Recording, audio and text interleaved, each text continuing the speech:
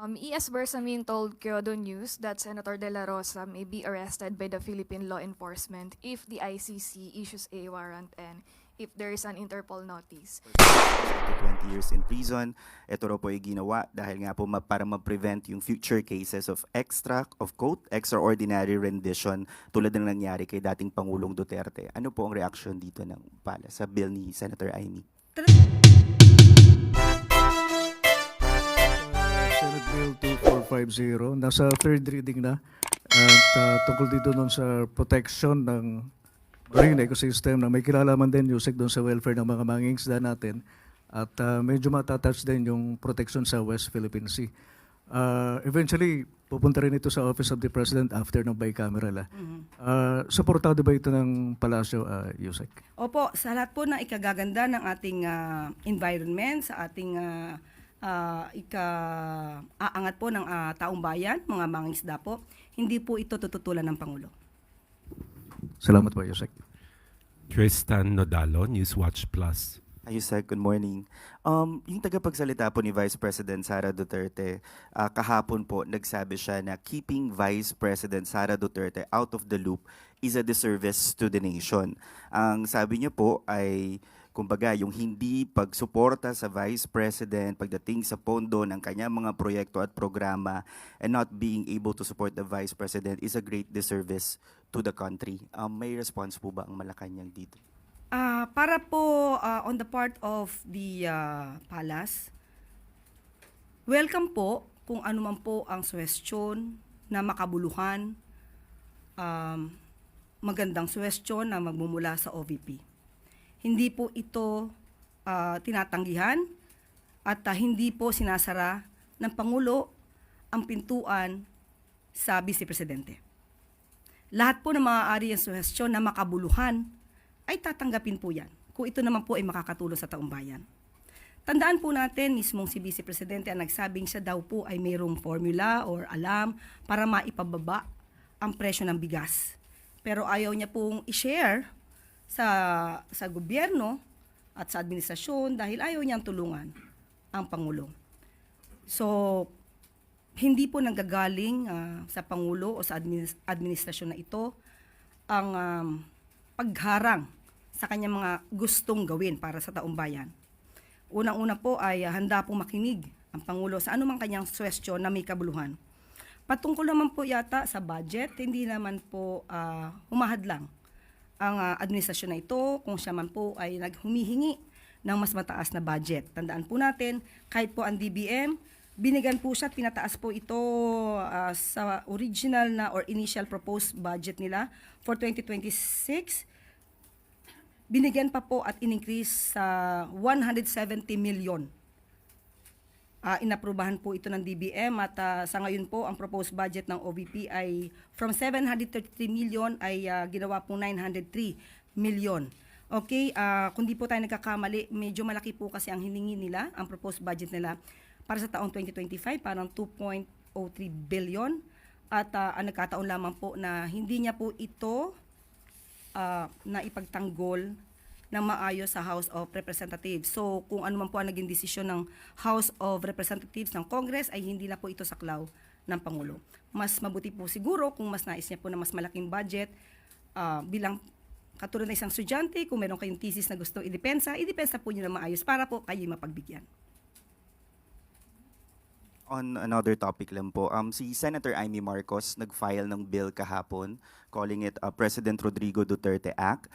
Sabi niya po, the bill hopes to prohibit the transfer of individuals in the Philippines to foreign entities not recognized under an active treaty or without the person's consent or a local court order. Violators may face up to 20 years in prison. Ito raw po ay ginawa dahil nga po para ma-prevent yung future cases of extraordinary rendition tulad ng nangyari kay dating Pangulong Duterte. Ano po ang reaction dito ng pala sa bill ni Senator Amy? Trabaho naman po ng isang senador na gumawa ng makabuluhan na batas para sa taong bayan, sa ikauunlad ng bansa, hindi para sa pansariling kapakanan. So, good luck po. Ann Soberano, Bombo Radio.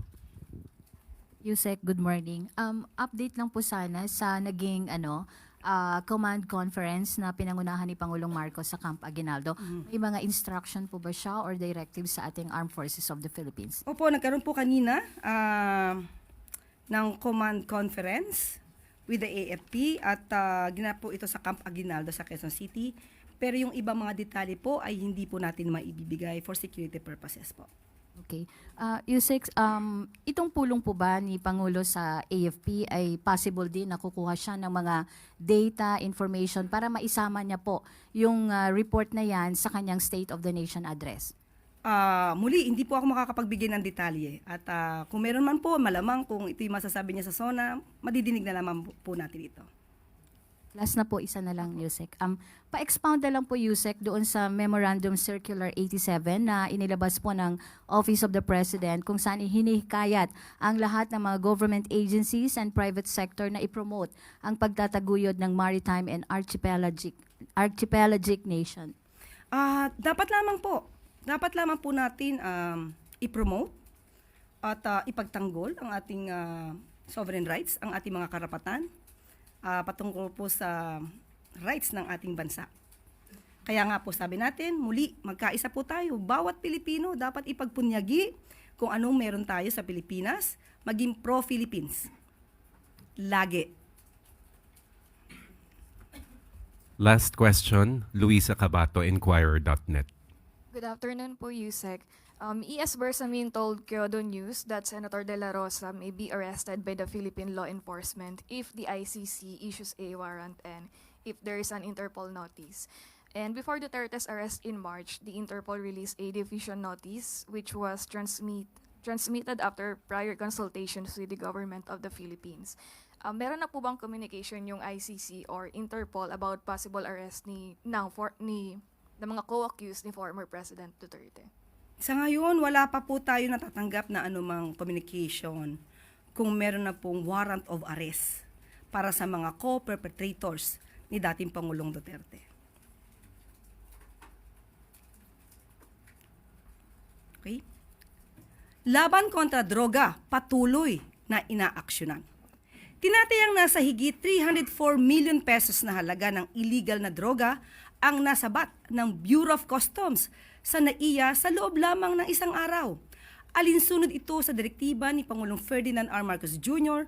na paigtingin at palawakin pa ang operasyon kontra illegal drugs sa buong bansa.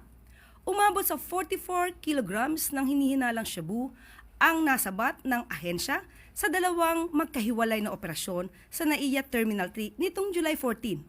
Nasa kustodiya na ng PIDEA ang dalawang suspect, habang sasailalim naman sa chemical analysis ng PIDEA Lab Service ang nakumpiskang droga. Pinuri ni Customs Commissioner Ariel Nepomuceno ang koordinasyon sa pagpigitan ng PIDEA, NAIA at customs personnel sa pagbabantay ng border ng bansa laban sa dangerous drugs at drug traffickers.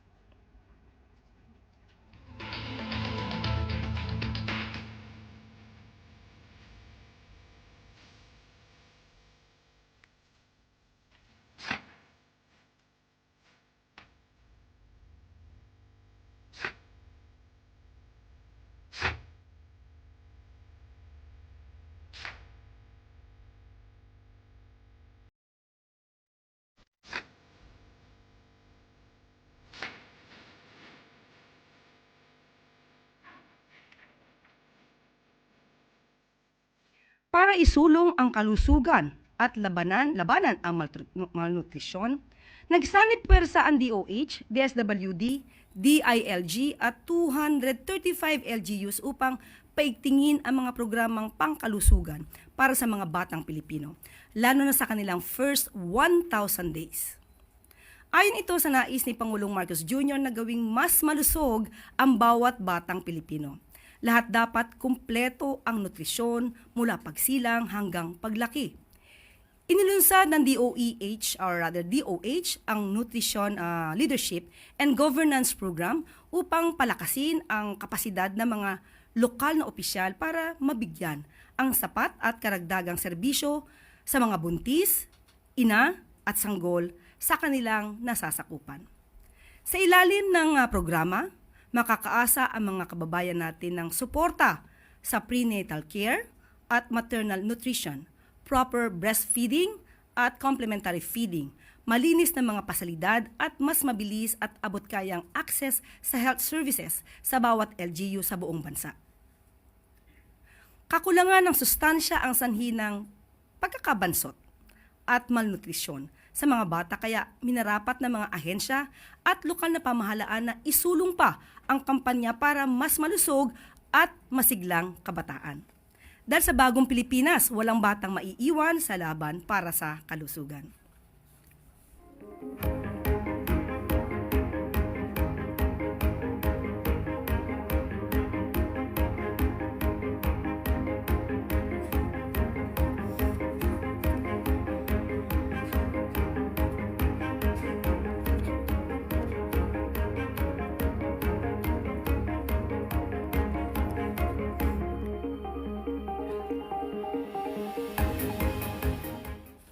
May announcement lamang po tayo. Nakipag-ugnayan po ang Department of Foreign Affairs sa pamamagitan po ng Philippine Consulate in Los Angeles. At sa kanilang nakuhang report, sinasabi po dito ang ilang bahagi at aking babanggitin.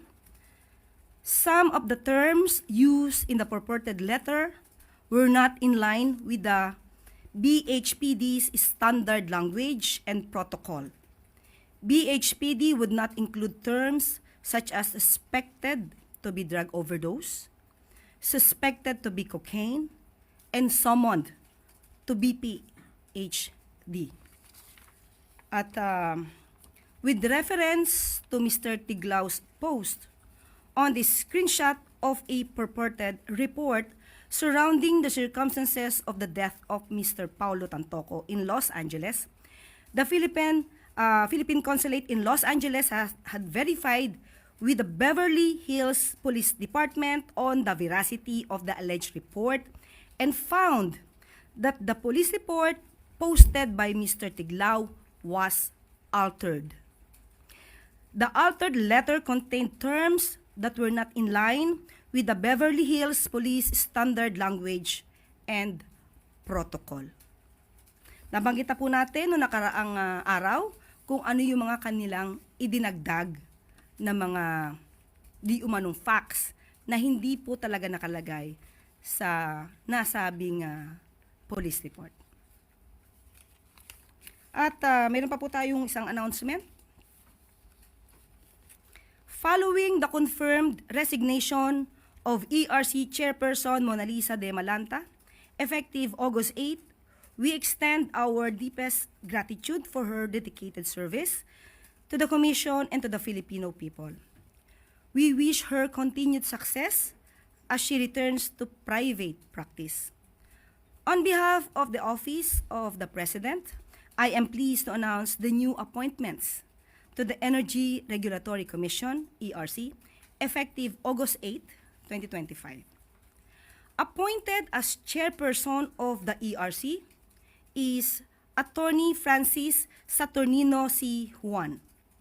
A seasoned energy expert, Attorney Juan brings with him decades of experience in regulatory affairs, having previously served as Executive Director and General Counsel of the ERC, and currently as President of the Independent Electricity Market Operator of the Philippines.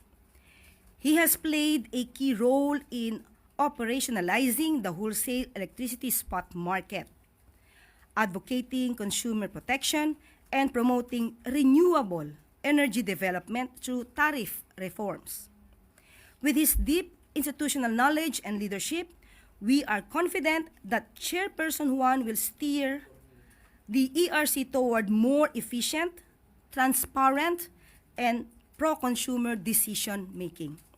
We look forward to a smooth and seamless transition under his chairmanship.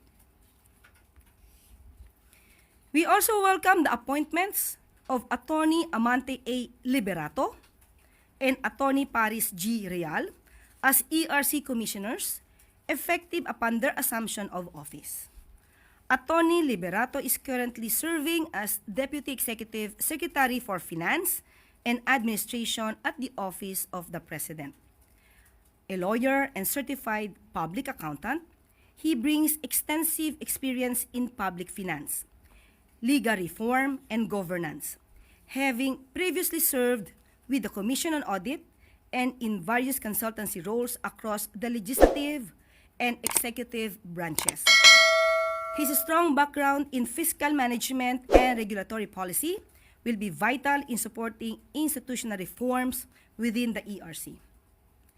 Attorney Paris Real, meanwhile, is a second or rather seasoned litigator and a legal advisor with more than 2 decades of experience, including active participation in high-impact ERC regulatory proceedings for more than 10 years. He is known for his focus on legal integrity, consumer protection that is expected to strengthen the Commission's quasi-judicial processes. Together, these appointments reflect the President's commitment to energizing the ERC with leaders who uphold integrity, transparency, and public service. We look forward to the reforms and progress they will help bring under Bagong Pilipinas.